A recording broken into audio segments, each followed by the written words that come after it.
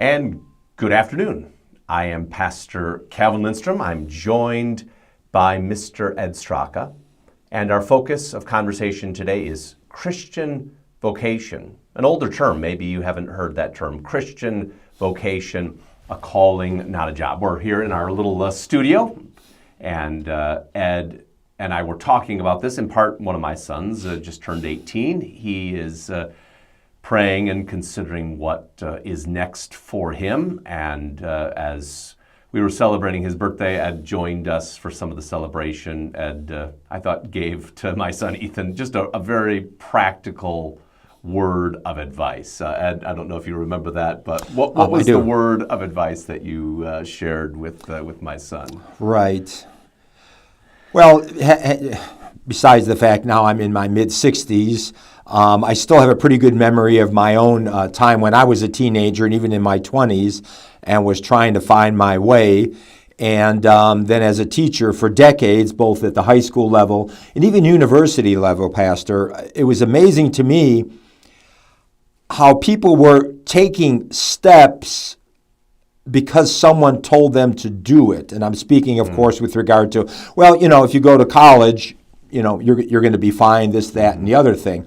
And after the war, World War II and so forth in Korea, when America was booming the economy, that was true. That was true in the 50s, the 60s, even in the 70s. But as time went on, the economy began to change and technology began to change.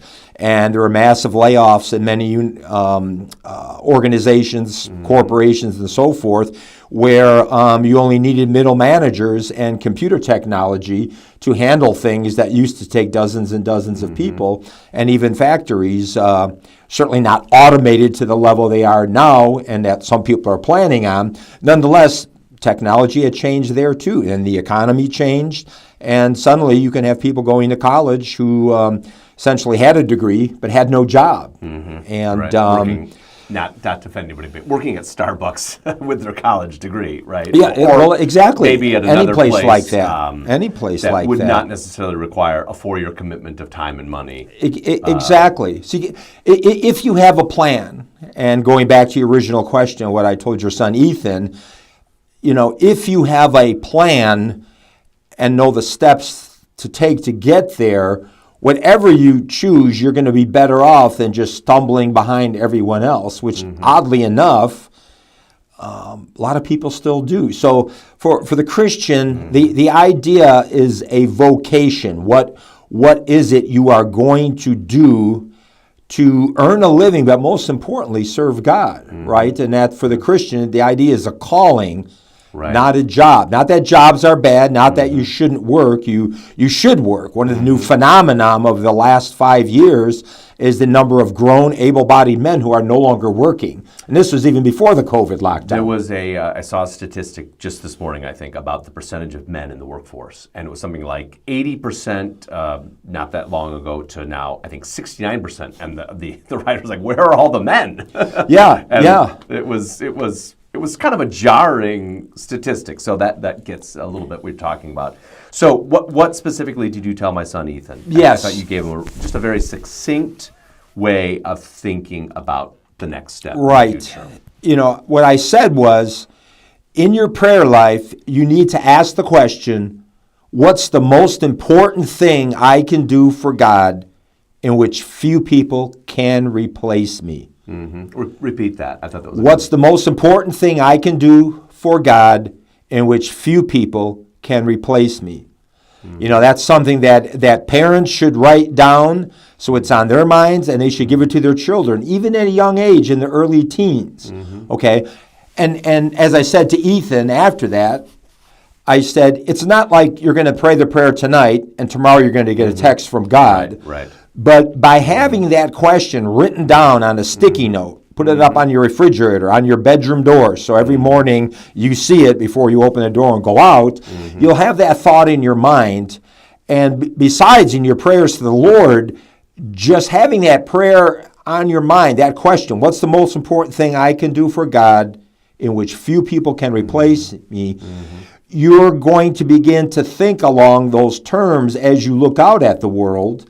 And as a young man, a young woman, it'll help you save time so you don't get wrapped up in normal good jobs, ethical jobs, nothing wrong with it, but it's not the most important thing. Now, granted, God may be taking you through his own little obstacle course as he tries to grow you up and mature you in your sanctification.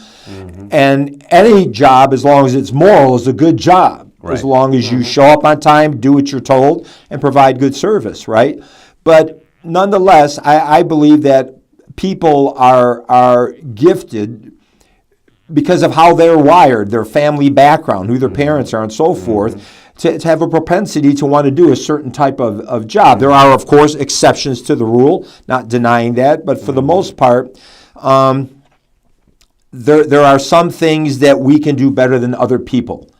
And it comes easier to us. It's not that there's not going to be difficulties in whatever that occupation is, but we'll think quicker on our feet if we're in our calling and be more of a problem solver. And if this world needs anything, both in terms of just ordinary workforce in the marketplace, not to mention politics, education, medication, we need people who can consider themselves a problem solver wherever they go.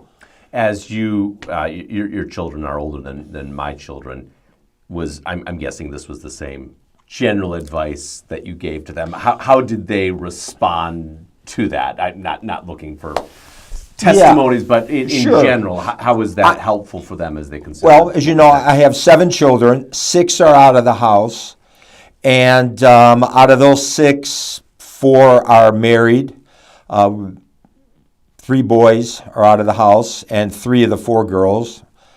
I'm going to say the ones that followed my advice and my wife's advice, just even in general, but specifically in terms of maintaining a close relationship with the Lord, a prayer life, but really thinking about just how fast life goes. Yes. And, there's an old saying, you could be a multimillionaire, and as we know from a former president 40 years ago, a multi-billionaire, you could go bankrupt, but in 20 years or less, you'll have all the money back. You can always get money back that you lose. Time you cannot. You can never get time back. That is the irreplaceable commodity. And as I've told my kids, I've told kids in my classroom, I've did graduation speeches. I've done 3 of them in the last 10 years. And each time I've said, besides the keeping of your soul, the most important thing for you to steward is how you spend your time, because you cannot get time back. Yeah.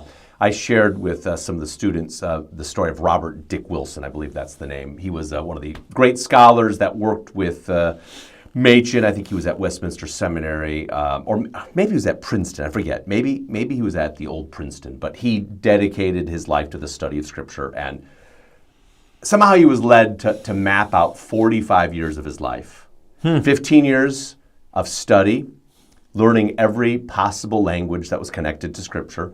15 years then of research based on that knowledge base, and 15 years of writing. Wow. And I believe in God's providence, he was given approximately 45 years. And I thought that's an amazing testimony. Not that we can make our own plans of this and that, but the determination and what he believed God was leading him to do. He must have been gifted in that, interested in that, and then the Lord opened those particular doors. Sure. That I've shared at one graduation speech that I gave many years ago about just that idea that time is irreplaceable. Because if you have no plan, the old saying, if you have no plan, any bus will get you there. Yes, that's right. Yep. And back to your question about my own kids, the ones who stuck most tightly to my advice about calling and career, and the ones who knew themselves well, even from the time they were teens,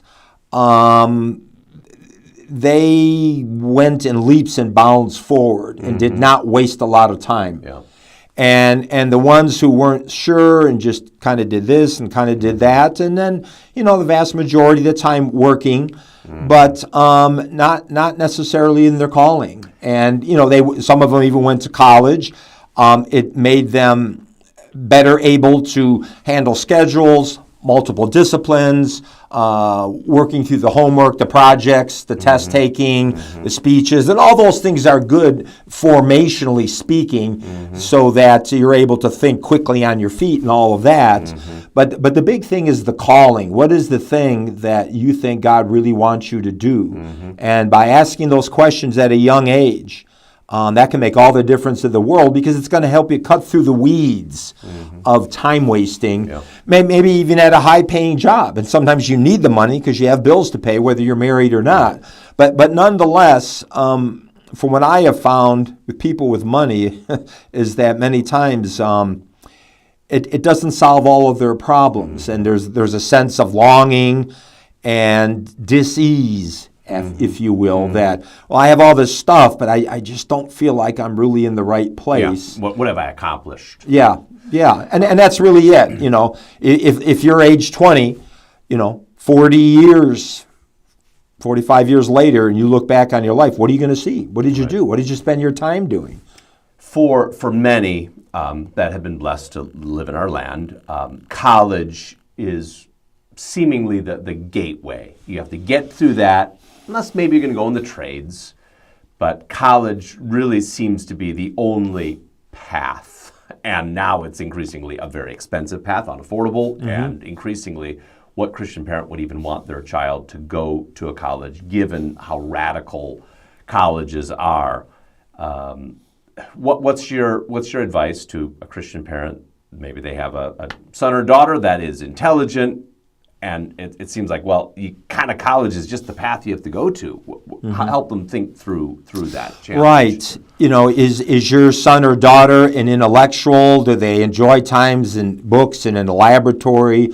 Do they have an inclination toward the medical field or journalism or something like that?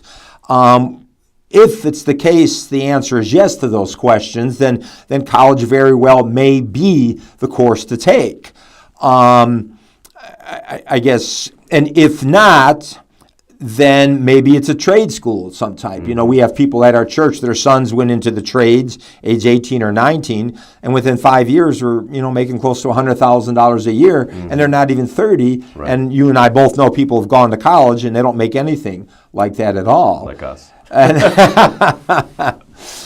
But, find something they can be useful at. And if kids are really unsure of what to do, as a former university professor, and I taught at a variety of them,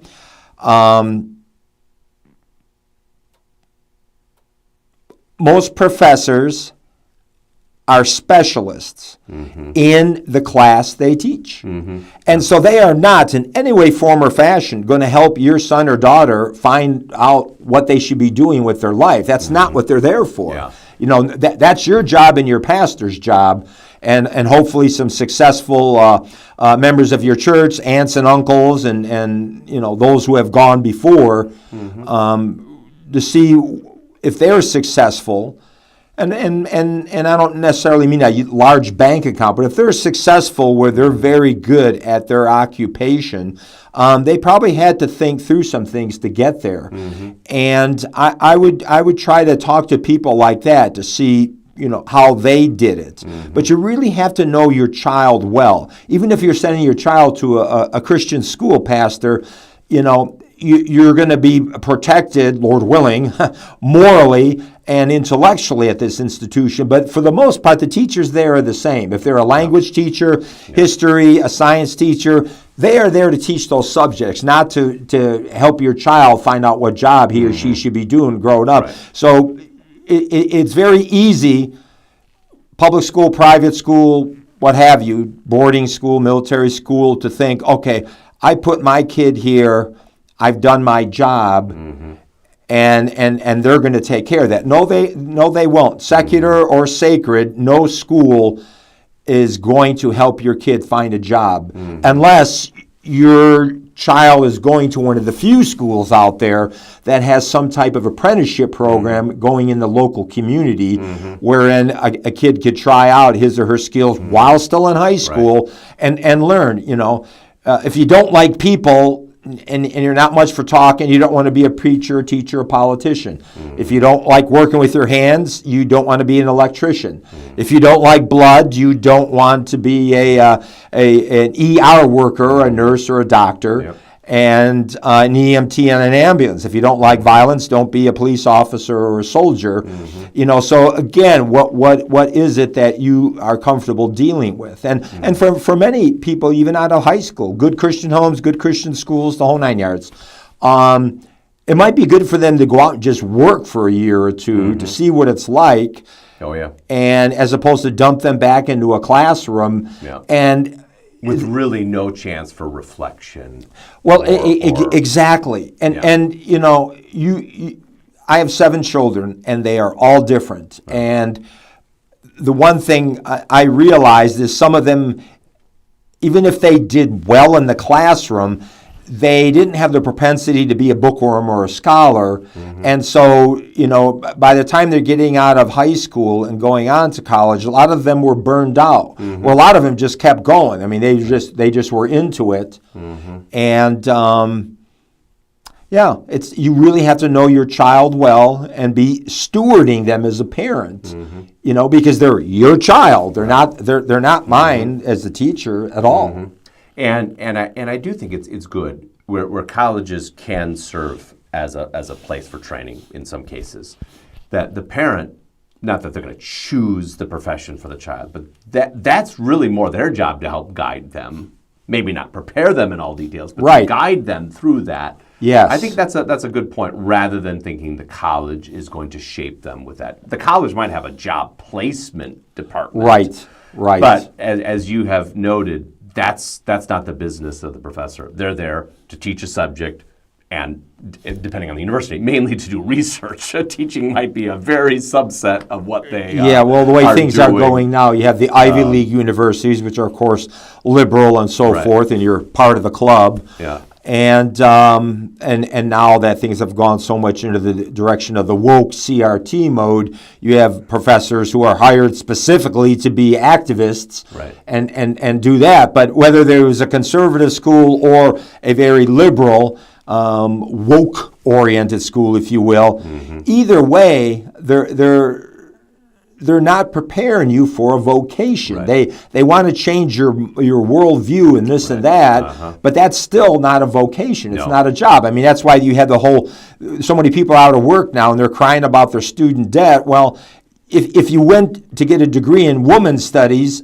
what are you going to do with that if you're not a journalist writing for a feminist magazine, and if you're not going to be a teacher teaching women's studies? I mean, no one hires anyone taking women's studies or gender studies. It's just designed to maybe replicate that type of teacher. And there's a multitude of degrees that are out there that really have no purpose. It's you could buy 2 or 3 books on Amazon or at Barnes and Noble and learn the same stuff, and all for under $50. But to get a whole degree, okay, now what? Who cares? When I shared with the chapel about Abraham, I said, Abraham was given a calling, and we don't know exactly how the Lord spoke to Abraham. Vision, word, angel, it's not revealed. It's not what's most important. Abraham knew God had called him. God doesn't call us in the same way, not in the same sense, but it is through the word and prayer. We see what our interests are, what talents we have, what others also then pour into us and can confirm those, and then ultimately the Lord opens the doors. And I think it's so interests, abilities, confirmation, and then what doors does the Lord open? Some of that could be financial. Taking on a mountain of student debt now, really, maybe going to be a brain surgeon, you're going to accumulate some amount of debt, but for most degrees, what's the payback? Right. Especially when you consider how expensive just normal living is, whether you have a degree or not, and now you have a mountain of debt plus whatever else you want to do in life. That bubble, I think, is starting to break. College enrollment, I think, was down about 1 or 2%, I think, which maybe doesn't sound a lot, but the nation is getting it's a lot larger. That to me was significant, that people are waking up, that there are other aspects and ways that they can be prepared to serve the Lord without feeling like they have to get a 4-year degree. Let me just mention, one other thing. Churches can start college level training things, and that's something to consider. There are other ways of getting some of that needed training. The idea that your learning ends when you're 17, that's a crazy idea. Learning should continue. It can look in different ways. Sure. So churches, there's a book, I think, written by an Indian author where he's like, from kindergarten through college, a local church can try to build that training program. That's ambitious. Yeah. So not all churches are even structured for that. But we should start considering what are the opportunities for helping train young men and women without all the expense and certainly without all the garbage that a college program might bring about, because I'm scared that even most Christian colleges would not be safe places for the truth ultimately. Yeah, things have changed there too. And then back to the whole idea, should my kid go to college or not? If your child, is still unsure about what he or she wants to do, unless your son or daughter is a brainiac and can get a full scholarship, or a super athlete and get a full scholarship, or a combination of the brainiac and the athlete and get a full scholarship, don't put your kids into a 4-year school. Go to a junior college first. You'll save a ton of money, and you'll be able to tell by that first and second semester at your local junior college or community college if your son or daughter has a propensity for college level scholarship and work. They can tell if they're up for it or not. Or even CLEP tests. Yes, CLEP out of the classes. There are alternative means of building up the credit, either to go halfway, or some cases, I think it's Thomas Edison College, where you can, through a combination of means, do much of your own independent study. You've got to submit that work to them. They issue the degree. People can pick up talents in a lot of areas on their own. Yes. In many cases. Yeah. So there's alternatives, right? And if your child really does well at the local community college, there's different national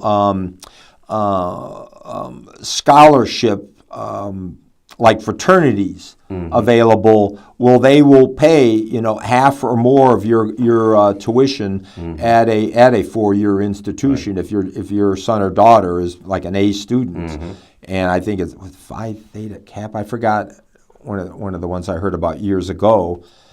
And so again, it's a lot of prayer, a lot of reflection, understanding the child for what he or she is, how they've conducted themselves over the years, what their propensity is, and if not college, then some type of trade school. I mean, there's a multitude of things that you can do, and let's be honest. To be a fireman, you have to be a certain age, physically fit, pass the firefighter test, and you can go to an academy, and you could do quite well as a firefighter at a young age. Right. My one daughter, she knew what she wanted to do as a teenager, and by the time she was 18 years old, she had graduated from a homeschooling program and went to EMT school and was working in an ambulance.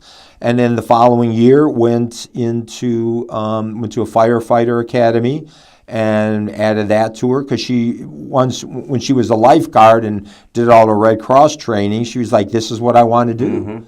And she makes more money than we do, and she is 22 years old. And great benefits, the whole thing. She loves the work, the excitement, helping people, and so forth. And, she, has her specialized training in the field, but she's never gone to college. And so my point being is that there are lots of occupations there amongst all the first responder things, the various trades, certain computer tech things that, if you're careful and you look around, you'll have 6 months to a year of some rough work and training, but you can get into something at a young age, and something that, as you develop your talents and abilities in that calling and go on, you have other doors open to you to the point that if you did need school, many times your employer can pay that for you. And the idea is, if you're going to go to college, the more you can use other people's money, the better off. Exactly. And get an occupation that,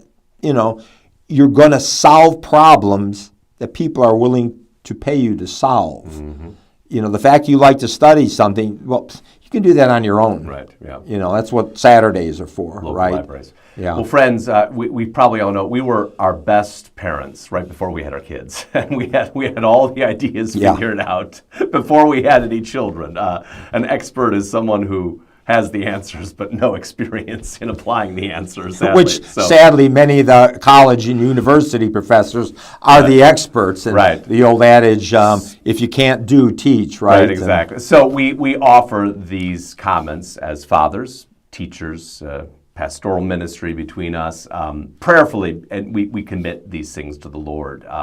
We pray for our children, not just as they are little, but especially as they grow, that the Lord will direct them. The fear of the Lord is the beginning of wisdom. So we trust these comments are helpful to you. If you have comments, leave them there, and maybe we'll return to the subject at another time. But thank you for joining us. You can learn more about our homeschool ministry, homeschools.org, or christianliberty.com. May the Lord bless you. Thanks for having me.